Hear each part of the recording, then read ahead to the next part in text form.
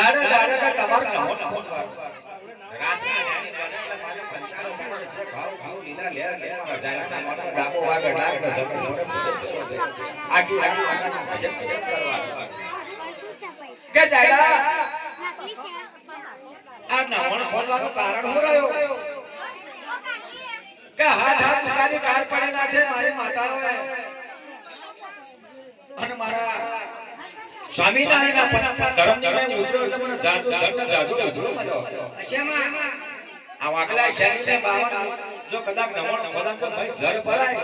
તો આવા હાથ દુકારી કાર પડે તો આપણે નીંદની જરૂર પડે